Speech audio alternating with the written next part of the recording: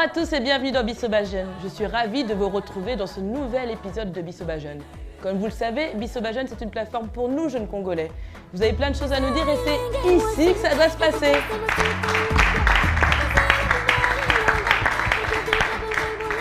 Malgré le fait que des programmes d'information, d'éducation et de communication à la jeunesse congolaise prônent l'abstinence en RDC, il y a aussi depuis quelques temps, depuis plusieurs années, des organismes internationaux et nationaux qui, eux, prônent le préservatif. Oui, j'ai bien dit le préservatif. Pourtant, aujourd'hui, c'est un sujet très tabou. Il est bien temps de s'en préoccuper. Voici quelques chiffres qui peuvent illustrer mon propos. Alors, en RDC, il y a 3 millions de naissances par an. Sur ces 3 millions, il y a 600 000 naissances qui sont des filles qui accouchent de moins de 18 ans. Sur ces 600 000, il y en a environ 25 000 qui sont des adolescentes. Est-ce que vous trouvez ça normal, vous? Non? Non. On continue avec d'autres chiffres. Alors que la RDC est un pays qui est très touché par le VIH, moins de 20% des jeunes de 15 à 19 ans ont une connaissance très peu approfondie sur le VIH. Est-ce que c'est normal, ça aussi? Non, c'est pas normal. Aujourd'hui, dans Bisoba Jeune, on va parler de l'importance d'une sexualité responsable dans la jeunesse congolaise.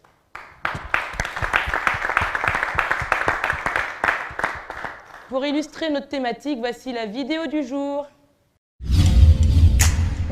L'Afrique, un continent qui compte près de 1,3 milliard d'habitants avec une jeunesse abondante. Les IST sont des infections sexuellement transmissibles. Elles sont un fléau chez nous. Elles sont susceptibles de toucher toutes les personnes qui sont sexuellement actives. Il en existe plusieurs. Les chlamydia, la syphilis, le gonocoque, le papillomavirus, l'hépatite B et bien sûr le VIH. Les infections n'ont pas de genre. Elles sont hommes ou femmes. Tout le monde est susceptible d'être contaminé. Ces infections peuvent créer beaucoup de tensions dans le couple, d'un point de vue psychologique, des regrets, des amertumes, des cœurs brisés et des séparations. Mais d'un point de vue physionomique, cela peut entraîner de graves séquelles physiques. En cas d'infection, il est préférable de suivre un remède et de faire soigner son ou ses partenaires. Le seul moyen de savoir si vous êtes malade est de vous faire dépister. Mais aujourd'hui, ce n'est pas encore entré dans nos manières de vivre. Conséquence, de nombreux porteurs de maladies se retrouvent dans la nature et ils ignorent qu'ils sont en train de contaminer autrui. En RDC, plusieurs coins du pays sont touchés par cette situation. De nombreuses campagnes et descentes sont organisées pour dépister et mettre des moyens de prévention disponibles à la population.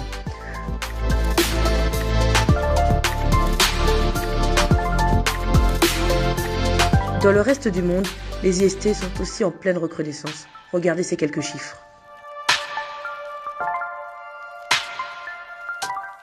Alors disons stop aux IST. Dans nos universités, dans les écoles,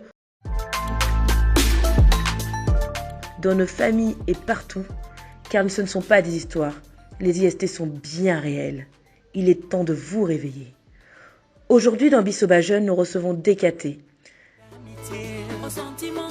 Aujourd'hui, dans Bisoba Jeune, nous recevons DKT, RD Congo, qui est une ONG active en prévention et en santé reproductive et filiale de l'un des plus importants fournisseurs de produits et de services de planification familiale, de prévention du VIH/SIDA et d'avortement médicalisé. DKT a de nombreux ambassadeurs sur terrain et a fait de nombreuses activités pour nous sensibiliser face à une sexualité responsable.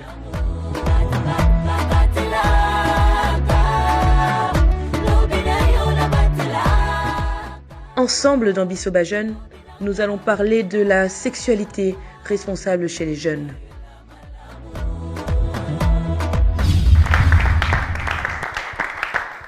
Ils sont venus partager leur expérience, leur avis, leur position avec nous. Voici les invités du jour. Je vais commencer par l'invité principal. Bonjour. Bonjour. Comment vous appelez-vous? Est-ce que vous pouvez vous présenter, s'il vous plaît, présenter ce que vous faites? Voilà, je suis Lionel Mouyoukou, je suis médecin. Je travaille pour le corps de DKT International et à DKT, je suis Contraception Training Manager. Ça veut simplement dire responsable de la formation en ce qui concerne la planification familiale mais également les soins après avortement et la lutte contre l'hémorragie du postpartum. Ok. On va reprendre quelques petites infos. Qu'est-ce que c'est déjà DKT? Voilà. DKT, comme on aime bien l'appeler, c'est en anglais. DKT veut simplement dire Deep Kumar Tyagi. Okay. C'est difficile à retenir. Deep Kumar Tyagi, au fait, c'est un monsieur, c'est un des pionniers de la planification familiale. Il a travaillé aux Indes, et comme on le sait tous, les Indes, c'est parmi les pays où il y a une très grande population.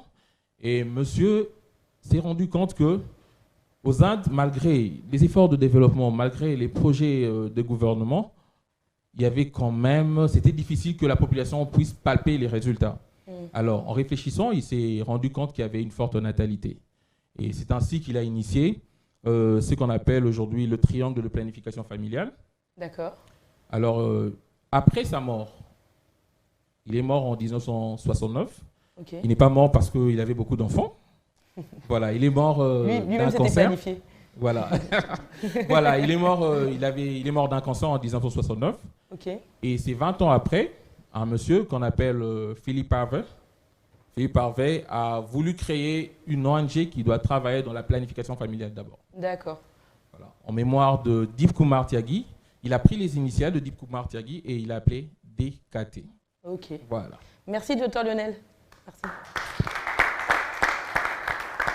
Mademoiselle, je suis ravie de vous avoir sur notre plateau. Ça fait toujours plaisir d'avoir une femme. Merci.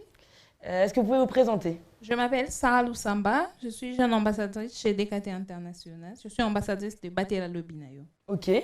C'est quoi être une ambassadrice? Quelles sont vos activités? Notre activité, c'est sensibiliser les jeunes sur la contraception en général, okay, et les aider à résoudre le problème de santé sexuelle et reproductive chez les jeunes, comme on l'a dit. Vous avez une vision particulière chez DKT, je ne sais pas, réduire le taux de naissance, ou je ne sais pas. Justement, réduire les taux de naissance et mettre les jeunes au courant de méthodes de contraception, qu'ils sachent qu'il existe un moyen pour se protéger, pour ne pas avoir un bébé quand peut-être tu fais des études ou quand tu ne veux pas faire un bébé. Ok. Merci Sarah d'être avec nous. Merci beaucoup. Monsieur, bonjour. Bonjour. Est-ce que vous pouvez vous présenter? Moi, c'est Joe Pilotis. Je suis coordonnateur national du LTD IF Club, okay, ASBL de médecine préventive, qui veut dire, large truc que le dit IF Club, ASBL qui prend soin des populations sans limite. Et je suis aussi finaliste en métier. Et qu'est-ce que vous faites exactement dans cette ASBL? Nous vulgarisons les informations en rapport avec la santé. Peu importe les thèmes ou bien les sujets, en tout cas, on est les transporteurs des informations de santé auprès des populations, surtout qui n'ont pas accès à cette information. Ok, aussi pour les IST? Entre autres, parce que c'est vraiment un sujet très capital. D'ailleurs, c'est ce qui nous réunit en ce jour. C'est ça. C'est marrant de dire ça comme ça. Merci d'être avec nous. On va passer à la jeune fille. On va être un peu galant sur ce canapé-là. Bonjour Noëlla, tu es une habituée ici, oui, mais je pense que ça fait longtemps que tu n'es pas venue. Exactement, toi, tu viens ça, que pour parler de plein d'histoires. Tu viens que pour parler de toi en général, mais genre, tu viens surtout pour parler des maladies en général. Et merci d'être encore avec nous. C'est un plaisir. Est-ce que tu peux te présenter? Alors, moi, c'est Noëlla Chioyo, chargée de communication du LTD IF Club, et je suis en dernière année en communication des organisations des entreprises. D'accord. Ok, bon, on a déjà présenté la SBL, donc on va aller vite. Et tu vas passer le micro à notre invité ici, à côté. Bonjour jeune homme, est-ce que vous pouvez vous présenter s'il vous plaît? Bonjour, moi c'est Pierre Lusanga-Nivata. Je suis animateur culturel de formation à l'Institut national des arts. Je suis jeune ambassadeur de DKT. Ok. La même question qu'à ta collègue. Qu'est-ce qu'un ambassadeur DKT pardon. Un ambassadeur de DKT, c'est un jeune homme formé qui aide ses pairs, les jeunes comme lui, dans les domaines de santé sexuelle et reproductive, afin qu'ils adoptent un comportement sexuel responsable. D'accord. Comment tu t'es mis à travailler là-bas? Ouais, bon, tout est passé par un test. Hein. Oui, mais il fallait déjà une envie personnelle, je pense, non, de vouloir faire de la prévention, C'était une envie personnelle?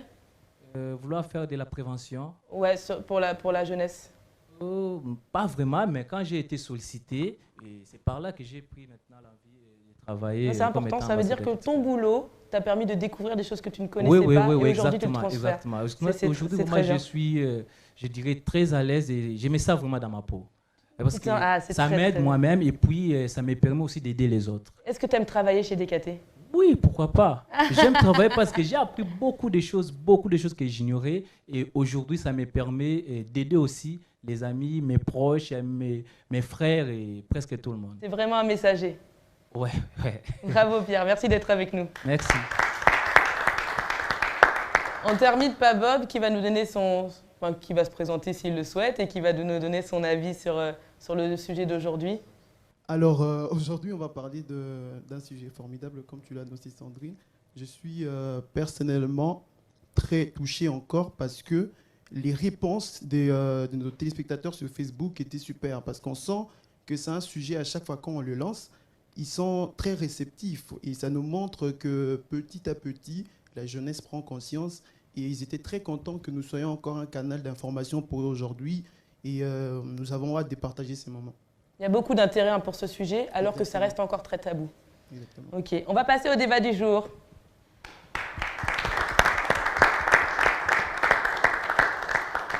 Alors aujourd'hui, c'est particulier.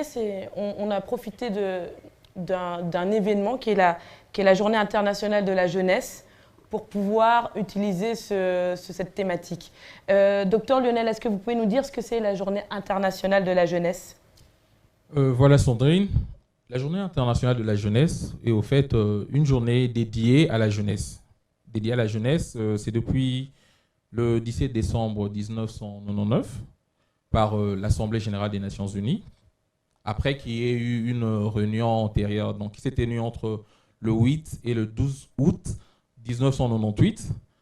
L'Assemblée a décidé de dédier une journée à la jeunesse parce qu'on s'est rendu compte justement que la jeunesse étaient plus bénéficiaires, subissaient un peu plus, alors il fallait les rendre acteurs du développement, acteurs de leur propre vie. Donc c'est au fait dans cette optique que l'on a dédié cette journée à la jeunesse. Voilà. D'accord. Aujourd'hui, cette année, le thème mondial de la jeunesse, c'est transformer l'éducation et DKT s'est approprié ce thème. Et il a changé en disant l'importance d'une sexualité responsable en milieu des jeunes. Sarah, est-ce que tu peux nous expliquer quel est l'apport de DKT dans la réalisation de objectifs? Déjà, DKT a mis les jeunes sur le terrain, les jeunes qui doivent travailler pour aider les autres jeunes qui ne connaissent pas la contraception. Il y a des jeunes dans les universités, il y a des jeunes dans la communauté, presque partout, dans la ville de Kinshasa et ailleurs, presque dans toute la RDC. Et ces jeunes-là sont formés pour aider les autres jeunes qui ne connaissent rien de la contraception, qui ne connaissent rien de comment ils peuvent faire pour se protéger contre une grossesse ou comment se prévenir pour protéger peut-être l'avenir en étudiant. C'est déjà ça, juste en voyant le jeune que DKT a mis sur le terrain. Nous voyons déjà que DKT a pensé à ça bien avant même que le prenne pour aujourd'hui dans cette journée. Ok, docteur Lionel. Voilà. Pour compléter Sarah, voilà, en dehors de ces jeunes qu'on appelle les jeunes ambassadeurs qui sont ici présents, DKT, dans sa contribution, évidemment en collaboration avec le ministère de la Santé, à travers des programmes spécialisés, dans le programme national de santé de la reproduction, ainsi que le programme national de l'adolescent. DKT contribue à former les prestataires, parce qu'il faut commencer par former les prestataires qui vont travailler dans ces cliniques, qui pourront prendre en charge. DKT forme ses prestataires, DKT organise des campagnes de sensibilisation, mais également des campagnes pendant lesquelles nous pouvons insérer des méthodes. Et de notre petite expérience, nous avons rencontré beaucoup de jeunes qu'on ne peut pas imaginer. Pour un exemple un peu plus précis, le mois dernier, dans la province du Congo central, à Lukula, nous avons rencontré une jeune dame qui est mère et qui n'avait que 12 ans. Voilà, qui n'avait que 12 ans. Les circonstances sont assez compliquées, les circonstances dans lesquelles elle a pu contracter cette grossesse sont assez compliqués, mais il y a beaucoup de jeunes comme ça. Et les chiffres, on les a, ça parle en tout cas. C'est très, enfin, c'est pas souvent des grossesses qui sont désirées à 12 ans. Absolument pas, ce sont des grossesses non désirées. Je crois que pendant l'émission, on va encore en parler. On va encore en parler, bien sûr. Selon toi, Noëlla, que veut dire avoir une sexualité responsable? Merci pour la question. Selon moi, j'irais peut-être dans deux sens. Premièrement, si je dois rester peut-être dans le sujet, et vu comment, si beaucoup voient comment est décorée la salle, le plateau, excusez-moi, je dirais qu'avoir une sexualité responsable, c'est savoir comment s'y prendre pour se protéger des maladies ou des infections. Si je devrais dire par rapport aux personnes qui ont une vie sexuelle plutôt régulière, il faudrait savoir se servir des préservatifs ou des contraceptions pour éviter des grossesses ou des maladies comme ça. Si je devrais aller dans l'autre sens, avoir une sexualité responsable, je dirais que c'est de ne pas le faire. Ne pas avoir de relations sexuelles. Mais après, il y a aussi des sexualités, là on parle de noces, mais il y a des sexualités dans le mariage et c'est aussi important de faire attention et de ne pas tout le temps faire aussi des enfants. Exactement, ça c'est vrai. Parce que aussi responsable d'autres manières. Alors, une sexualité, c'est pas forcément hors mariage ou dans le mariage. Tout à fait, tu as raison. Dans le mariage, je dirais qu'il faut vraiment avoir une responsabilité, être responsable par rapport à la sexualité. Pourquoi? Parce que si vous n'arrivez pas à séparer les naissances, finalement, c'est vous-même qui vous retrouvez, je peux dire, embrouillé ou perturbé dans vos programmes. Essayez d'imaginer, vous venez de vous marier, une année après peut-être, ou quelques mois seulement, vous avez eu un enfant. Ensuite, peut-être 2 mois ou 3 mois après, vous en avez un autre. Et j'ai vu beaucoup de couples comme ça. Au bout d'un moment, vous avez 3-4 gosses, ils ont un écart d'âge de 3 mois, 6. 3 mois, c'est vraiment bizarre quand même. Mais bon. C'est vrai, ce n'est pas faux, c'est vrai. Parce que je ne suis pas en train de parler de quelque chose que j'ai à la volée comme ça. C'est quelque chose qui existe, que j'ai vu. Donc, imaginez, vous avez peut-être plusieurs enfants dans un temps aussi court. C'est vous-même qui perdez parce que vous n'avez pas assez de possibilités pour en prendre en soi. Surtout, désolé de le dire comme ça, en RDC, combien de couples sont assez capables de prendre soin de 5 ou 6 gosses? Tu as raison. On n'a rien de temps.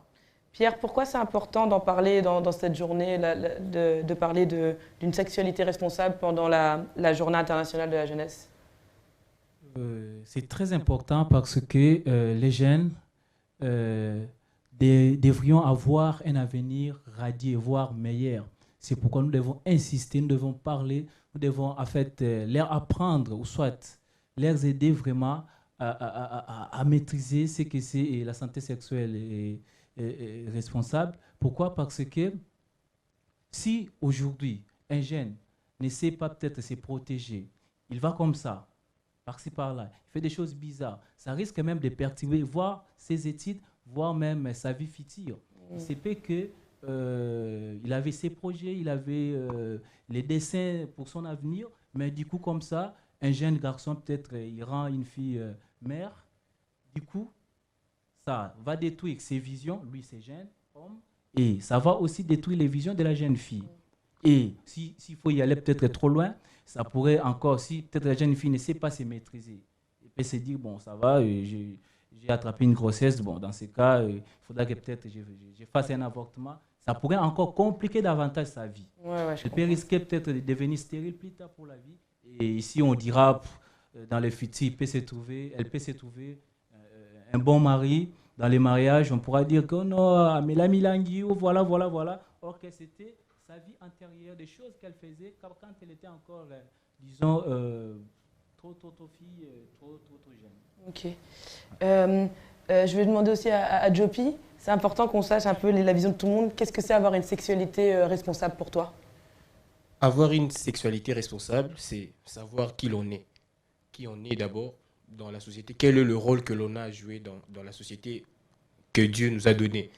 Alors, sexualité responsable ne veut pas directement dire, je vais peut-être contredire certains des co-débatteurs, ne veut pas directement dire utiliser des préservatifs. Sexualité responsable veut aussi dire être capable de savoir gérer ses pulsions d'abord. Ce n'est pas tout le monde qui est directement appelé à utiliser des préservatifs. Nombreux ou soit la plupart, est appelé d'abord à s'abstenir. Tu penses que le fait qu'il y ait un préservatif, ça te donne plus de pulsions, plus facilement? Je ne vois pas les choses dans cet angle-là. Parce que même avec le préservatif, il y a certains germes qui se contractent juste par le contact de la peau. Vous pouvez utiliser les préservatifs. Je vais peut-être citer des germes tels que les chlamydia. Docteur est là, il sait de quoi je parle. Il y a des chlamydia qui se transmettent par le contact de la peau. Vous avez utilisé votre préservatif, mais vous avez contracté ces germes qui est aussi pas si gentil que ça. Vous voyez? Donc, quand on parle de sexualité responsable, c'est d'abord savoir qui on est personnellement et ce que l'on veut pour notre avenir.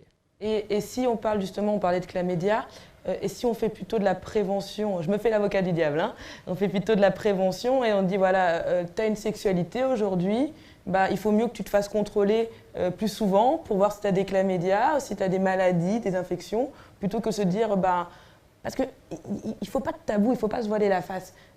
Enfin, on va en parler un peu plus tard, mais on parle de faits qui sont là. C'est-à-dire que dans chaque famille, on a une fille mère, voire plus. Et donc, on peut continuer à dire qu'il faut prôner l'abstinence. Moi, je ne suis pas contre, hein, mais ce n'est pas ce qui se passe réellement, en fait. Donc, une fois qu'on a dépassé ça dans ce qui se passe réellement et qu'on va sur Terre et qu'on se rend compte que voilà, il y a quand même des gens qui couchent, et ben, on doit trouver des solutions.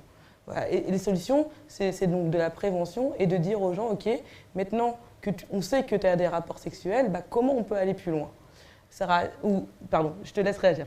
Voilà. Alors, je vais peut-être en parler, il y a 3 types de prévention.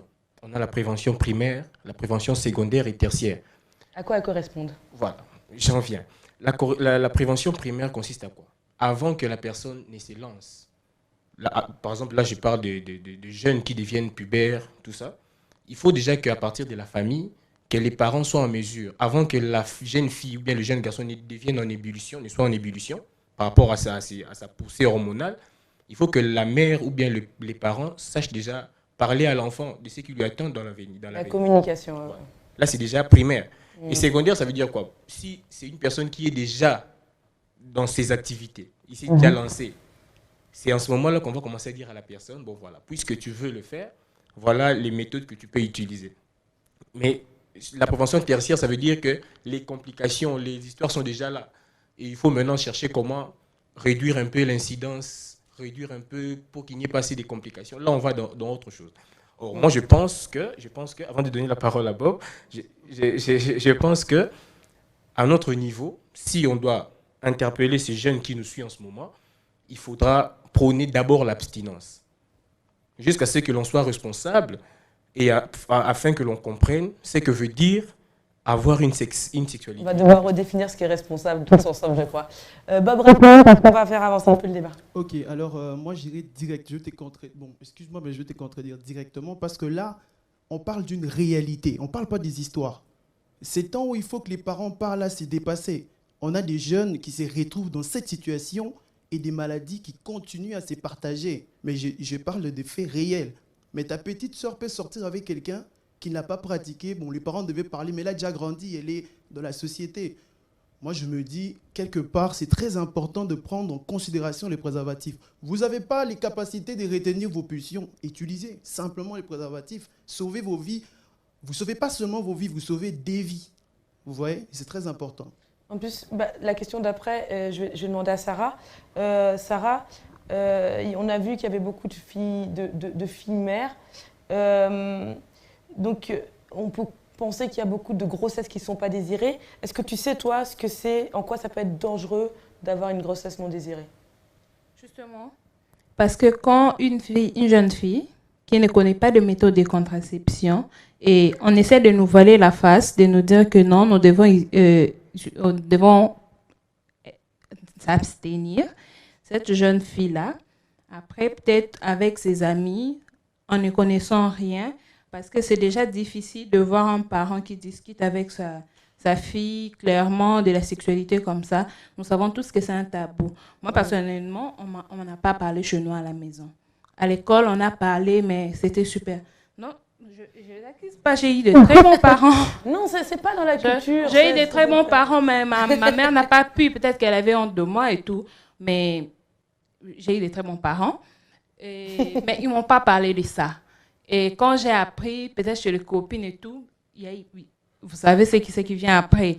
Et quand une jeune fille comme ça tombe enceinte, il y a des risques. Parce qu'après, les parents vont se fâcher. Il y a des parents qui vont interdire la fille à aller à l'école, elle peut arrêter ses études, elle peut chercher à avorter de manière clandestine. Ça peut lui amener la mort, ça peut amener de complications, elle peut avoir des tétanos. Tout ça, ce sont des risques qu'une jeune fille court quand elle n'est pas en contact avec la connaissance de la contraception.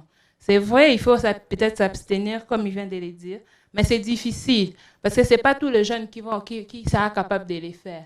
Et vous savez, tu peux aussi ne pas vouloir, et puis ça arrive. Hein? Nous savons, nous vivons tous dans ce monde, nous savons comment ça arrive. Oui, comment ça arrive. Docteur Lionel, dites-moi, qu'est-ce qui est dangereux de manière médicale, en termes médicaux, pour une grossesse voilà. J'aimerais bien parler de ce qui est médical, mais je crois que je reste jeune quand même, non? Bissoba jeune. Ouais. Je reste jeune. Il n'y a pas de problème, parlez de ce que vous voulez. Je vais essayer de ramasser un peu ce que les amis ont dit. Ouais. Donc moi je crois que c'est important qu'on parle de l'abstinence, oui, mais c'est aussi très important de parler du préservatif. Tout à l'heure, je vous ai parlé de la jeune fille de 12 ans, n'est-ce pas? La jeune fille de 12 ans. Mais il y a pas que, c'était pas une seule fille. Je crois que sur peut-être 800 dames ou jeunes dames qui sont venues bénéficier des méthodes de planification familiale, il y en avait 155 qui avaient moins de 19 ans. Ce sont des personnes sexuellement actives. Et ces personnes, l'information ne les arrive pas forcément. Ici, on est en milieu urbain, en milieu rural, c'est pas comme ça. Ils n'ont pas les mêmes occupations que nous, ils n'ont pas la télé pour avoir toutes les informations. En parlant de ça, DKT, par exemple, a mis en place une ligne téléphonique, le 47 55 55, où on peut avoir des informations sur, n'est-ce pas? Mais quand vous allez dans l'arrière-pays, c'est très compliqué. Voilà. En ce qui est médical, il faut savoir que la jeune femme qui a une grossesse non désirée, la conséquence, juste à côté, c'est quoi? C'est d'abord l'avortement. Avec nos jeunes. Elle ne demande pas l'avis de qui que ce soit. Elle va voir sa copine.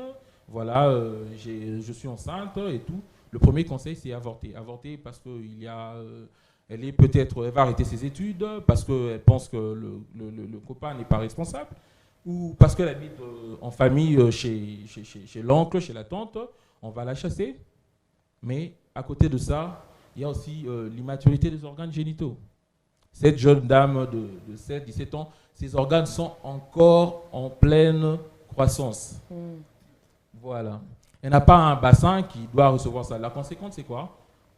On a des césariennes, on a certaines pathologies aujourd'hui, la prééclampsie chez les jeunes, n'est-ce pas? Et l'avortement, dans la plupart des cas, c'est un avortement clandestin. Passé dans des très mauvaises conditions, et avec peut-être une curette, il y a un monsieur qui ne maîtrise rien, qui va aller curer là-bas, et en sortant, ce sont les intestins. La conséquence, c'est quoi? Des hémorragies qui peuvent entraîner un choc, et la jeune femme va décéder. Je crois qu'on a quand même beaucoup de tristes histoires comme ça. En dehors de ça, il y a des infections, mais également ces infections qui peuvent être à la base de la stérilité de la jeune femme. Donc je crois qu'il y a quand même beaucoup de conséquences médicales en ce qui concerne... Est-ce qu'on vous pouvez nous citer les IST qui sont les plus répandus ici en RDC et surtout chez les jeunes? Bon, voilà. Les IST, il faut savoir d'abord que nous avons des IST qui sont purement bactériennes, nous avons des IST qui sont parasitaires, mais également virales. Alors, parmi les bactériennes, là, on peut retrouver, comme mon ami venait de le dire tout à l'heure, on a le chlamydia, on a des IST comme la syphilis, on a la gonococcie, n'est-ce pas? Mais à côté de ça, nous avons aussi des parasitaires comme des infections à trichomonas, mais également des virales. Parce qu'on parle souvent du sida, surtout en ce qui concerne les virales, on parle du VIH, souvent, c'est ça le langage de tous les jours. Mais à côté du VIH, nous avons l'hépatite, n'est-ce pas? L'hépatite B, par exemple. Nous avons ce qu'on appelle le human papillomavirus, donc le virus, je ne sais pas dire ça en français, excusez-moi. C'est papillarus. Le human papillomavirus, ça va. Le HPV. Nous avons également le VIH, n'est-ce pas, l'herpès aussi simplex. Et le comble, c'est quoi? Aujourd'hui, on parle de cancer du col. Le plus incriminé, c'est le human papillomavirus, le HPV, qu'on peut contracter par voie sexuelle. D'accord. À côté de ça, nous avons l'hépatite. L'hépatite évolue vraiment à bas bruit. Il n'y a pas de symptômes. Et 15-20 ans après avoir contracté l'hépatite, vous développez une cirrhose parce que l'architecture du foie n'est plus le même. Donc, je crois que c'est quand même les IST les plus rencontrés chez les jeunes. Oui. Comment on peut savoir qu'on a contracté une IST si on ne se fait pas dépister? Voilà.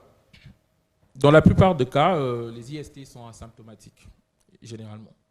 Mais quand les symptômes commencent, nous pouvons avoir des difficultés pendant qu'on urine. On peut avoir des démangeaisons, des écoulements anormaux. Une jeune femme qui fait, par exemple, qui a beaucoup de pertes vaginales, qui peuvent être blanches, des pertes très malodorantes. Également, on peut avoir ce qu'on appelle la crête de coq. Il y a une pathologie sexuelle qu'on appelle le condylome. On peut avoir la crête des coqs, c'est aussi contracté par voie sexuelle. Voilà. Juste vraiment concrètement, je vous le repose parce que on arrive bientôt à la fin de ce débat et on reste dans l'objectif de Bissobajan, c'est grand public. Qu'est-ce qu'on peut conseiller pour des gens qui ont des rapports sexuels? Du coup, ils en ont, il n'y a pas de symptômes, où on peut se faire dépister. Bon, avant de pouvoir donner la parole aux amis, parce qu'ils doivent parler aussi, j'aime bien quand les jeunes s'expriment. Voilà, il faut commencer, comme on l'a dit, par la prévention. La prévention primaire, comme mon ami étudiant, bon, je ne sais pas, hein, il est entre étudiant et médecin, mais moi je l'appelle médecin, parce que quand on a c'est un docteur. Voilà, docteur. Voilà, comme il a dit, il faut commencer par des conseils, comme les amis le font. On a formé des pères éducateurs qui vont vers la jeunesse pour conseiller, parler de la prévention. Qu'est-ce qu'il faut faire? Est-ce qu'il faut s'abstenir? Si on ne peut pas s'abstenir, comment utiliser le préservatif? Mais en dehors de ça, quand on a la symptomatologie, il faut se faire dépister, mais également se faire soigner. Et j'aimerais mettre un accent en ce qui concerne le traitement. Quand vous avez une IST, quand vous avez chopé une IST, il faut pouvoir non seulement vous soigner votre partenaire sexuel. Si vous en avez 2, vous soignez les 2. Si vous en avez 4, en tout cas, il faut chercher les 4. Voilà. Ok. Ça va être une des dernières questions sur laquelle on va tous réagir. Est-ce que les universités, les écoles, les familles, les églises instruisent-elles la jeunesse en termes de prévention sexuelle? Bob? Les universités, malheureusement, les universités, les familles ont un problème de tabou. Papa a honte de dire certaines choses à l'enfant. Malheureusement, cette façon de ne pas dire crée des répercussions néfastes demain. Et aux universités, on n'a pas ces sensibilisations-là, voire de journées, par exemple, le samedi, où on sensibilise la jeunesse, parce que les universités, c'est des endroits où on retrouve vraiment des maladies. Il y a beaucoup d'étudiants malades, mais ça, on ne le sait pas. Malheureusement, ce n'est pas le cas et en dessous, ça cause beaucoup de problèmes. Est-ce que les préventions que vous faites dans les universités, chez DKT, est-ce que vous sentez que ça pèse? Est-ce que les jeunes sont réceptifs face à ça? Pierre? Les jeunes sont vraiment très réceptifs. Pourquoi je dis ça? Parce que dernièrement, on animait une activité à Kanluka. C'était une causerie éducative. Je vous dis, c'est moi qui étais en fait les modérateurs. J'ai animé. Et puis, à la fin, les jeunes filles sont venues vers moi pour me dire que non, tonton Pierre, il faudra que tu restes avec nous. Ah, que je reste avec vous, pourquoi? Oh non, on a trouvé ça très intéressant. Si on peut prendre encore quelques minutes, ça va, c'est pas grave.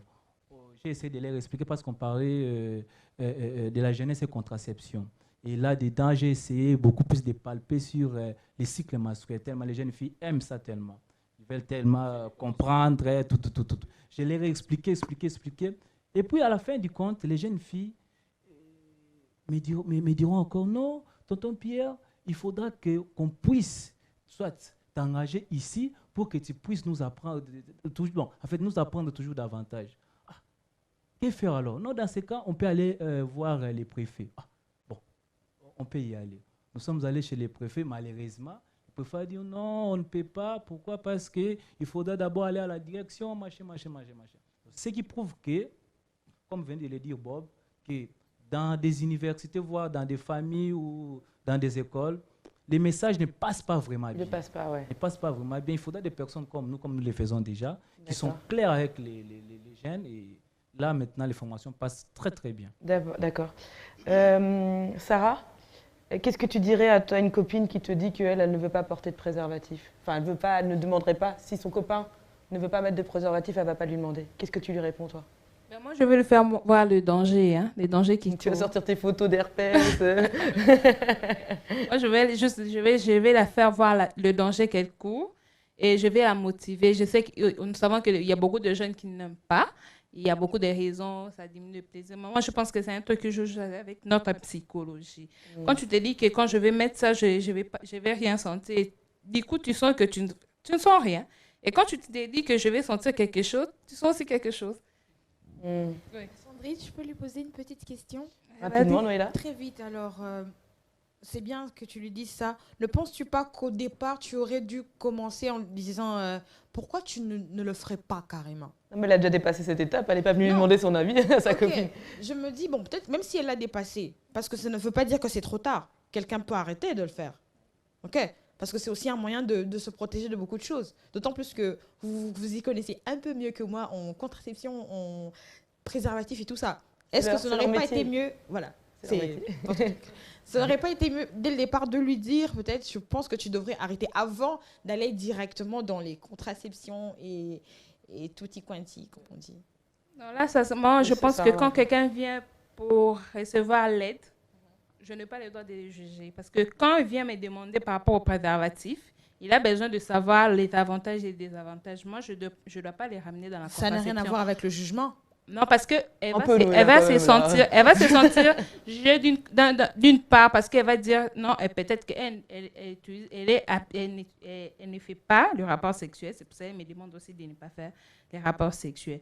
Nous savons tous qu'il y a un adage qui dit, mais déjà, c'est comme il venait de le dire. Donc, je ne peux pas lui dire de ne pas le faire, parce qu'il le fait déjà. Je dois le faire voir les avantages et les désavantages de ce qu'elle fait. Et comment elle peut se protéger. Mais un détail où juste tu dis... Attends, excuse-moi, un détail où je ne refuse pas, je suis d'accord avec toi, tu as raison. Calme-toi. On est tous zen ici. Mais juste, bon, personnellement, c'est mon avis, tu n'es pas obligé d'adhérer ou quoi que ce soit.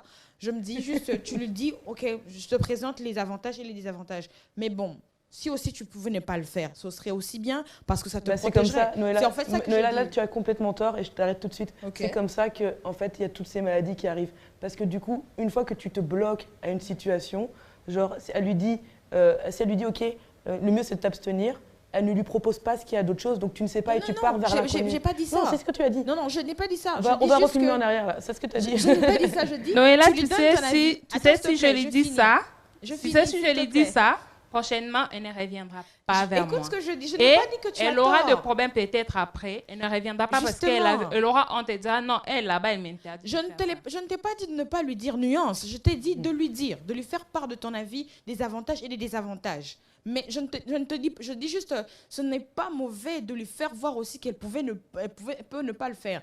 Une façon de dire, je n'ai pas dit clairement, genre, je te bloque, ne le fais pas. Mais c'est une façon de donner un conseil. Je ne sais pas si tu vois ce que je veux dire. Lionel, on a compris ton avis. En matière de choix, la personne est libre. Ça va? Ça, il faut le savoir. Alors, qu'est-ce que notre jeune ambassadrice va faire? Elle va présenter, au fait, les options. N'est-ce pas? Tout en présentant les conséquences de chaque option. Donc ça veut dire que parce que vous savez, aujourd'hui, une femme, quand elle est enceinte, si elle ne veut pas de cette grossesse-là, elle veut l'arrêter, elle va l'arrêter. Vous pouvez parler et puis après, elle va le faire. Donc l'idéal, c'est quoi? Présenter des options. C'est ce qu'elle fait, je crois que c'est ce qu'elle a dit. Elle présente des options et la fille a le choix par rapport aux conséquences. N'est-ce pas? Donc, parler, on ne peut pas diriger le choix d'une personne. Non, je ne pense pas. Voilà. Docteur Lionel, on va clôturer ce débat qui est tout à fait passionnant. Et j'aime que Noéla soit toujours passionnée comme ça. Et c'est ça aussi, c'est beaucoup de jeunesse et on n'est pas tous du même avis, mais c'est important d'être tous dedans. Qu'est-ce que vous pouvez dire pour conclure ce débat? Voilà, pour conclure, je crois que le sujet ici, il s'agissait de la jeunesse et très principalement en ce qui concerne les maladies sexuellement transmissibles ou les infections sexuellement transmissibles qu'on a appelées les IST. Voilà, ce que j'aimerais dire aux jeunes, les IST sont contractés par voie sexuelle, ce sont des maladies contractées par voie sexuelle. Ça peut être un cunnilingus, ça peut être une fellation, ça peut être une sodomie, mais quand on a une IST, il faut pouvoir consulter un médecin, aller dans une structure, dans un hôpital, dans une clinique, et là, vous pourrez être soigné. Mais en dehors de ça, il y a moyen de prévenir les IST. Comment prévenir les IST? S'abstenir carrément des relations sexuelles, mais également, si on ne peut pas s'abstenir, utiliser le préservatif. Je crois que c'est la moindre des choses. Et j'aimerais encourager les jeunes, surtout qui sont très sexuellement actifs, à pouvoir consulter, bien sûr, les cliniques Batea Lobinayo. Parce que, en fait, avec les cliniques Batea Lobinayo, ils pourront avoir des conseils adéquats par rapport à leur vie sexuelle. Et je crois que ça peut corriger beaucoup de comportements des jeunes qui sont irresponsables. Voilà. Merci Dr Lerner, merci à tout le monde, merci à DKT d'être venu. On arrive à la fin de ce débat. Je dirais juste pour conclure que, attention, vous pouvez choisir faire le choix que vous voulez, vous abstenir, mais vous ne pouvez pas jouer avec votre vie. Donc protégez-vous et surtout beaucoup de prévention. N'hésitez pas à rejoindre les acteurs de DKT pour tout ça. Alors nous allons passer à la chronique de Bob. Bonjour à tous et bienvenue dans la chronique de Bob. Comme vous le savez, après chaque émission Bissoba Jeune, nous nous retrouvons pour approfondir les sujets du jour en s'appuyant aux Écritures. Aujourd'hui, nous allons parler de IST, les infections sexuellement transmissibles, comme le VIH, la syphilis, le chlamydia, mais aussi beaucoup d'autres infections dont nous ne connaissons pas forcément les symptômes, mais qui ont de répercussions néfastes sur notre santé. Malheureusement, les jeunes sont de plus en plus atteints par ces infections. Chers frères et sœurs, prenez l'habitude de vous examiner, sinon vous continuerez à diffuser cette maladie que vous avez peut-être en vous chez les autres. Par contre, ce sont des infections et des maladies qui pourront parfaitement bien se faire soigner. N'oublions pas que certaines infections entraînent la stérilité ou encore la mort. Sachez qu'on n'est vu qu'une seule fois sur cette terre. Ne laissez pas votre manque de courage vous faire regretter tout votre futur. Prenez courage, allez voir des hôpitaux, renseignez-vous sur les préventions, mais aussi dépistez-vous constamment comme vous pouvez. Dieu nous aime beaucoup.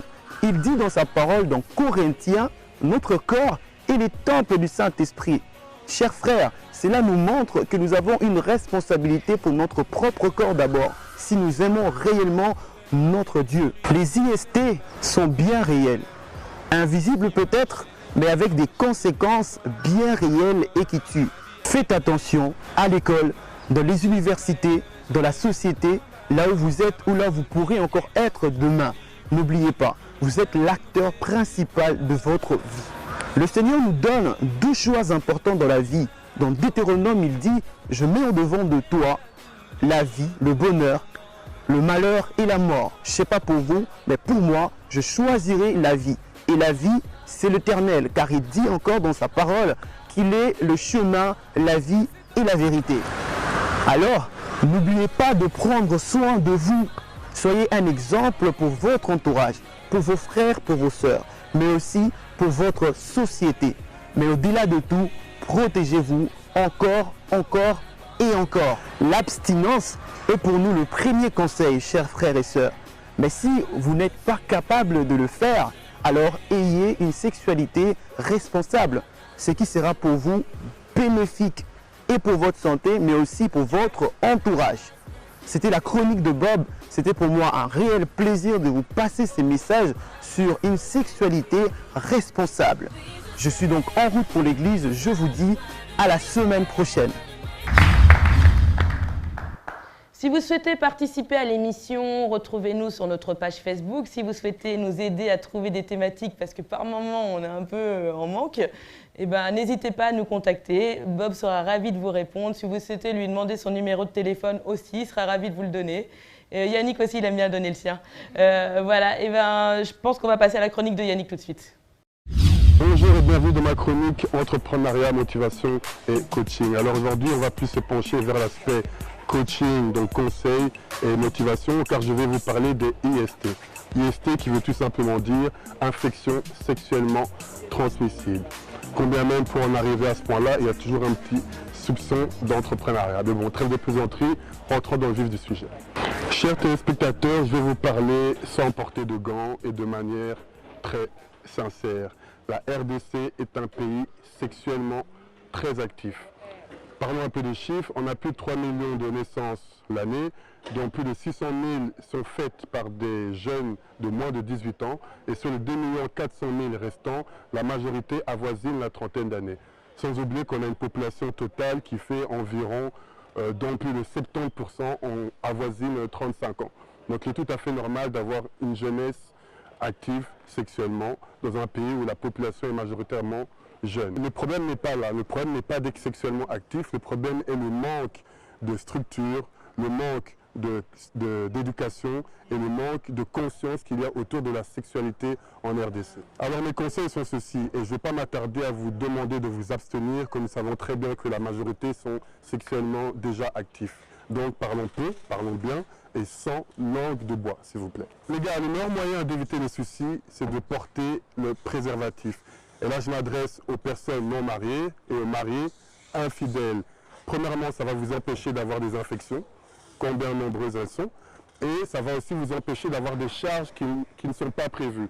Combien d'hommes qui avaient un avenir radieux se sont vus être arrêtés de leur carrière ou freinés dans leur vie parce qu'ils ont eu des charges, des enfants. Et pour les femmes, ce que j'ai à vous dire, c'est soyez conscientes que c'est vous qui menez la baguette. Il suffit de dire non aux hommes sans préservatif et ça pourra déjà changer la donne, car un homme préférera porter un préservatif que ne rien faire du tout en fait. Et s'il vous plaît, si vous êtes sexuellement active, ayez le civisme et la culture de prendre la pilule. Combien même dans vos endroits de culte, dans vos religions, on vous dit que ce n'est pas forcément écrit dans la Bible, ces moyens de prévention. Je ne vous demande pas d'aller à l'encontre de vos religions, mais je vous demande d'appliquer vos religions en prenant compte des réalités dans lesquelles vous vivez. Vous savez, la sexualité avant le mariage est un péché, mais si vous le faites de manière intentionnelle, sans prévention, c'est un crime. Voilà, c'était mes derniers mots. Sur ce, je vous donne rendez-vous à la semaine prochaine, même heure, même chaîne. Et n'oubliez pas, sortez protégés, car le Congo, c'est Bissau. Alors là, on est éblouis, on est éblouis. Quelle profondeur, Yannick, quelle profondeur. Nous arrivons donc à la fin de cette émission. Merci à DKT d'être venu nous éclairer. Merci à Jopi et à Noëlla et à Bob, bien sûr. Merci à toute l'équipe de B1 de nous suivre tout le temps, constamment. Et je vous dis donc à la semaine prochaine!